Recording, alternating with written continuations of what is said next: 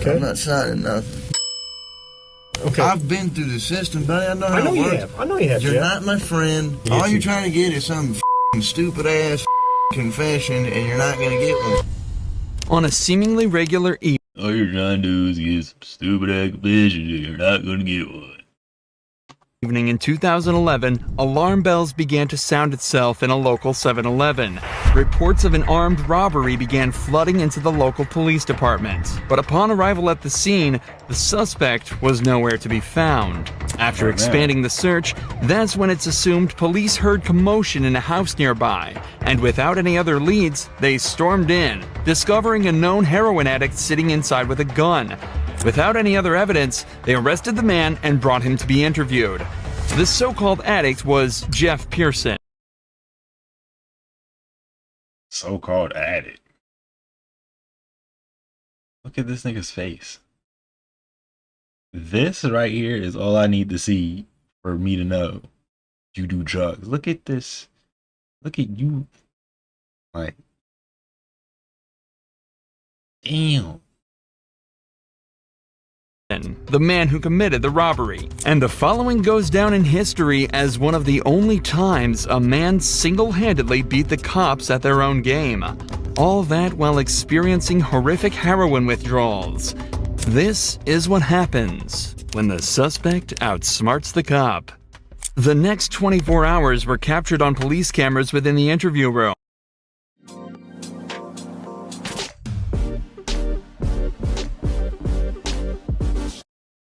But conversely to most footage similar to this, it was originally uploaded to the suspect's own YouTube channel on the 25th of September 2011. This is the first sign of what makes Jeff a cult figure and a legend within the interrogation community. Jeff was held in police custody for almost an entire day, but all of the footage from the 3 interrogation sessions held barely 15 minutes. Given that robbery and arrest took place within the state of Georgia, the usual minimum sentence would be around 10 years imprisonment, ranging up to a maximum of life without parole. But it would transpire that Jeff wouldn't end up doing a minute of this time. And instead of serving multiple decades behind bars, he spent a day being served drinks and candy while delivering a masterclass in what to do while in police custody. The following footage shows us in stunning detail what methods the cops will try on you and how to dodge them like an absolute pro. The footage starts with Jeff handcuffed in a small windowless room dressed in prison scrubs. It's clear he's already been processed and spent some time in a cell, likely while the cops spent some time gathering the evidence and prepared to question him. Am I under arrest? For now. I'm under arrest? Yeah, I'll explain everything, but before I explain myself to you, before we talk to each other, I need to read your rights, okay? What am I under arrest for? Well, like I said, I need to read your rights first. Obviously, the charge is robbery, okay? Jeff immediately opens by asking if he's under arrest and on what grounds. From the first moment, it's evident that Jeff has done his research, as this is exactly what you should be doing in this situation. From here, I'm not gonna lie, Jeff is chilling. Like, just looking at his body language, he got his feet kicked. You see, he's chilling. He is, at least right now. They said his withdrawals supposedly kick in, so he chilling for now. He even lose his shit in a minute. there are 2 options.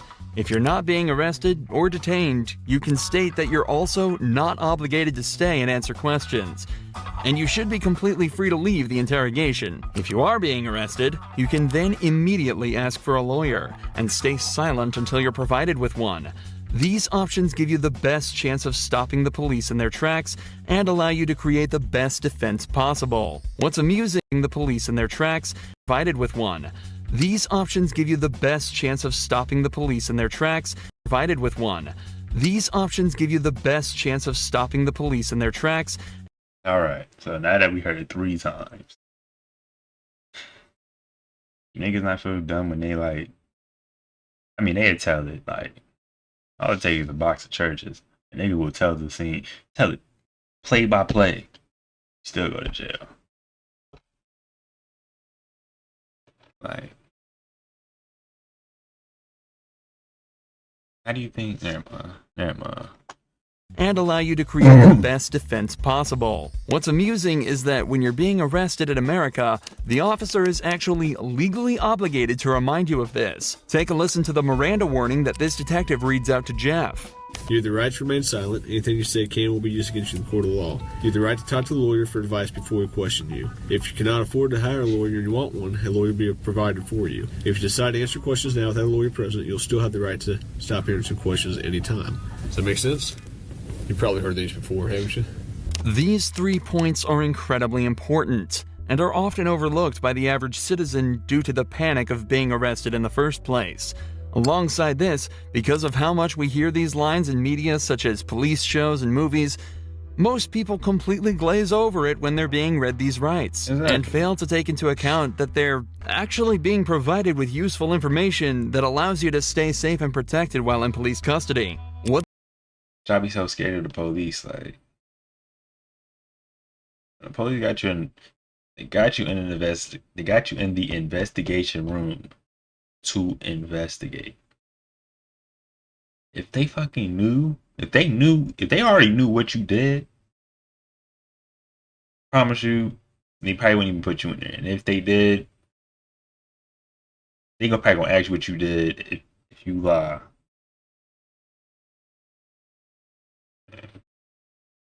What this detective didn't mention, though, is that if you ask for a lawyer while under arrest, they are not allowed to continue questioning, and you have a complete, unquestionable right to refuse to answer any questions they may ask until you're provided with an attorney.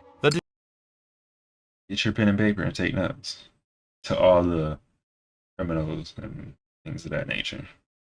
Detective also ends the rights with a snide remark about Jeff's past, meant to subconsciously remind him that he is a previously convicted criminal. Do you understand your rights? Do you understand your rights, Jeff? Yes or no? You understand? We're getting paid more than you are, so we can sit here for a long time, man. I just need you to answer me yes or no. Do you understand your rights? Let's get through that question. Do you understand what I read to you? Did you Wix gives you the freedom to tell your story. comprehend what I read to you?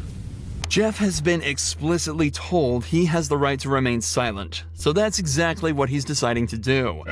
Right here, the leading detective leans back in his chair.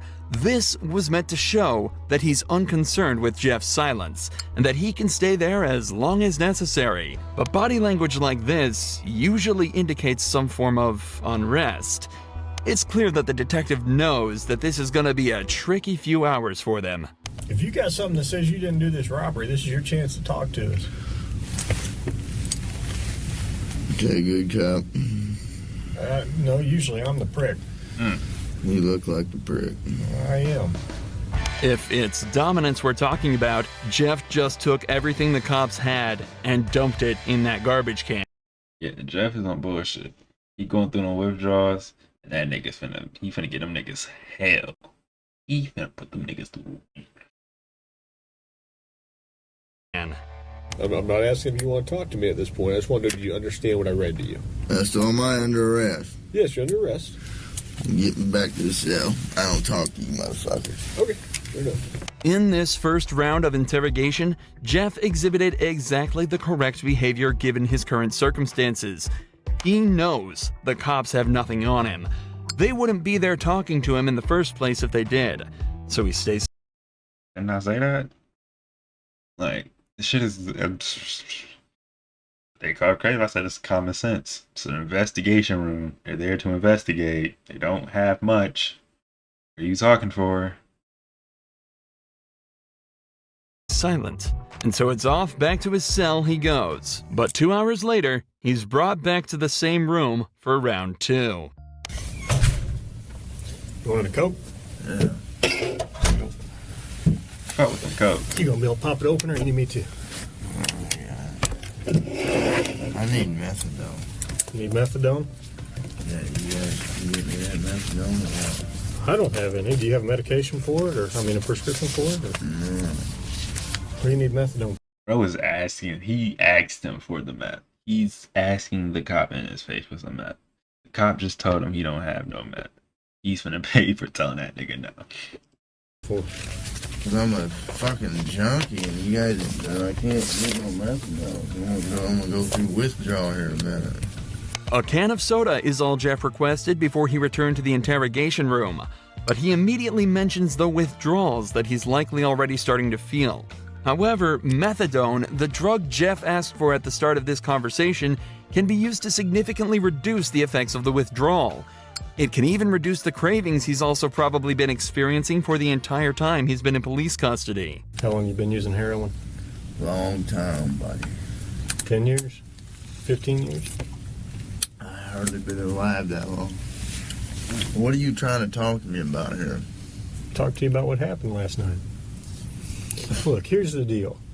Either you're in a bad set of circumstances or you went and committed an armed robbery last night. Yeah, right? I'm in a shitty, wrong place at the wrong time, obviously. I didn't commit no fucking armed robbery. All right, then let's talk about this. Let's I don't not have keep nothing. up I the don't talk act. to the police, man. Jeff is clearly through with the personal talk and wants to get back to the matter at hand. In his I fuck with Jeff. If he wasn't a smoker, I'd be quick to call him the homie. But that nigga's a smoker. Most they are dat buddies. Dab and that's it. eyes, he's been arrested for something he didn't do and wants to get out of there as quickly as possible. Okay. I've been through the system, buddy. I know how I know it you works. have. I know you have, You're Jeff. not my friend. I'm not your friend. You're trying to fucking get me. Or you're No, trying I'm not trying to get all you. you're trying to get is some fucking stupid ass fucking confession, and you're not gonna get one. Jeff, I'm not going to get a 'Cause- confession out of you for nothing. Exactly, because I And didn't I'm do not trying to nothing. get a confession out of you. Okay, I'm gonna tell you, I didn't commit no armed robbery, and y'all ain't got no fucking evidence saying I did. Let me go. All you did is find me sitting in my buddy's house because my fucking buddy's dog's going ape shit. I go outside, there are cops everywhere, and they spotlight me. They say, "Come here." I say, "What's up?" They search me. They ain't find Hang on. nothing. What's Let up? me read this. No. If that story is legit, you know, on like camera, he's masked up. There's no like strong evidence indicating it's him. With a good lawyer, shit, he might probably be in this. He might. He might. No, Yes. because I'm not gonna sign it. You don't have to sign it. But let me read it for you. Okay? I'm not signing nothing. You don't have to sign it. The irony of this cop saying he's not trying to get Jeff while he has him handcuffed in an interrogation room questioning him is very amusing. I mean, like, it'd be so obvious that. But even through all this, every part of what Jeff said here is so perfect, it almost sounds rehearsed. It's an incredible display of personal legal defense, and is even more impressive when you layer it with the fact that Jeff is almost definitely starting to And this whole time they talking, he ain't brought up this. Asking, well, come on, man, I need you to work with me. I need you to work. He is trying so hard to get this confession. My nigga Jeff, he still ain't crap. experience withdrawals. I also want to highlight the point Jeff made about how cops are simply trying to force a confession out of him. One of the main techniques used in these interrogations is the Reed technique, developed by a former cop and psychologist in the 1960s after he extracted a confession from a man accused of murdering his own wife. The technique consists of 9 steps, beginning with a polite discussion about why the suspect is being accused of the crime, followed by using certain body language and actions within the interrogation as a display of guilt. The method ends with offering the suspect 2 alternative statements they can agree with, one of which is slightly more acceptable than the other, but whichever is chosen admits guilt and is counted as a confession.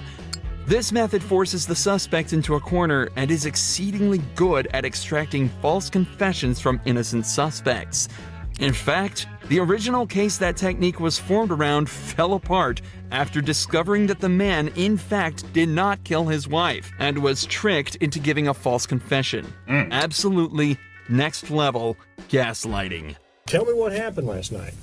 Plain and simple. Your side of the story. I'm not talking to you. I'm warning you. All right. I told you. This is I what I told don't you this understand. one. I told you I know, this but one, this yeah. is what I don't understand, Jeff. You were sitting there talking just like you were ready to sit here and tell me what happened last night, and then all of a sudden I read that to you and you screw it, I ain't talking to you. I want a lawyer. I don't understand that. What changed just in the... Because I told you what, I already told you what happened. You didn't. How didn't I? You didn't tell me what happened last night. How didn't I But- just tell you what? But now you've handcuffed me, and I can't talk to you because you asked for an I'm a attorney. lawyer. So, okay, that's fine. But I will tell you right now, you're still on a hold for a robbery. He gonna say you handcuffed me by asking for an attorney. This nigga's literally handcuffed, having withdrawals. The cops are so fucking. I know. I don't know why I need a fucking lawyer because obviously I didn't do nothing. And obviously you guys know I didn't do nothing because I've been arrested for the same bullshit before and you guys don't interview me this much. So, wham bam, thank you for the coke, put me back in the cell. We That's haven't my home. interviewed you yet. Jeff Wham bam, thank you for the coke. Shout out Jeff, man. Shout out that nigga Jeff. has now asked for a lawyer and is once again refusing to answer questions. But we're only halfway through this footage, and Jeff's ability to defend himself and completely destroy this cop only gets better from here. Here's what the deal is. I have enough evidence Like what? of the armed robbery, okay?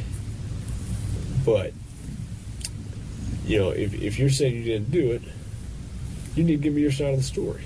I didn't do it. Okay, well, give me your side of the story.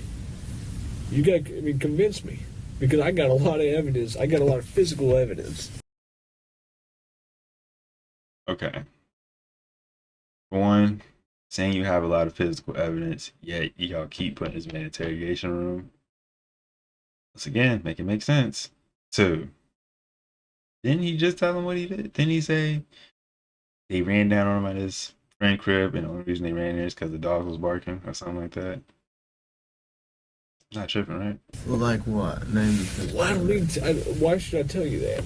This is where the detective starts to become desperate. He knows he's running out of time, and so has completely abandoned any elaborate techniques or methods to try and get information out of him. He's now instead moved on to essentially just threatening him with false claims of evidence that he can easily use to convict Jeff. If all of this was true, he'd likely be trying to use it to intimidate Jeff into panicking and giving up more information.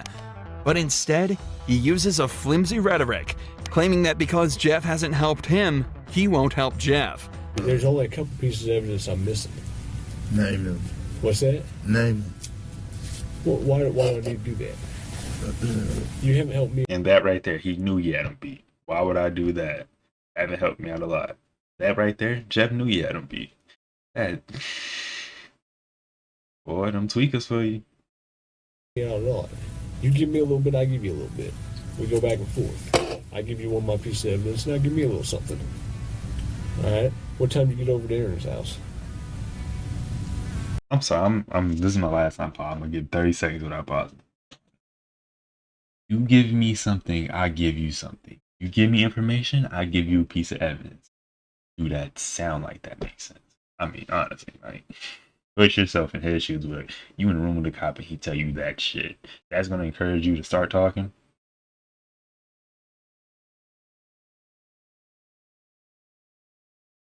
It's crazy. You know anything I say here.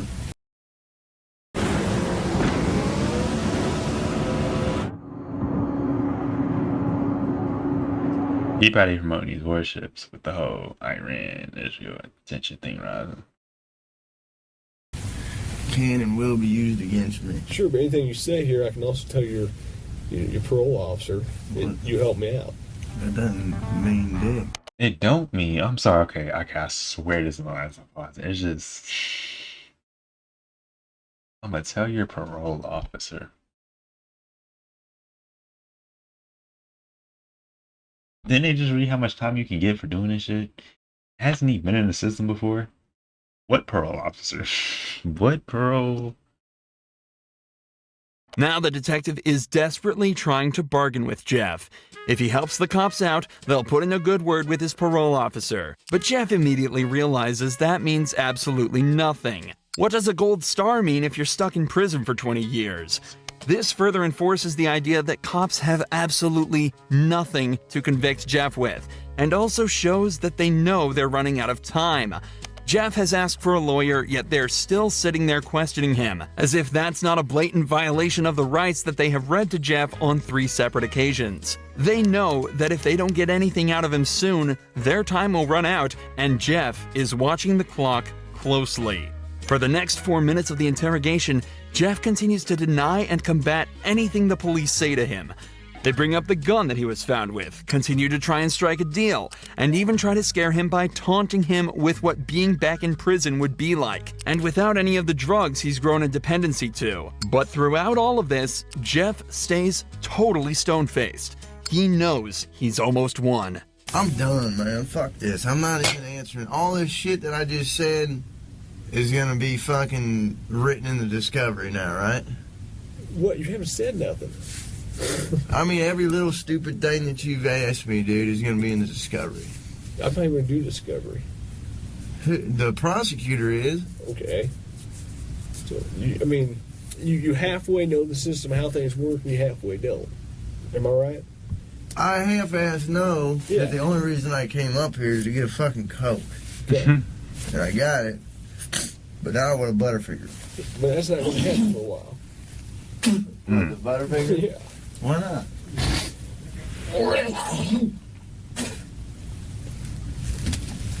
I need to go to the hospital. I'm coughing up blood. Okay. Let's go to the hospital. For the last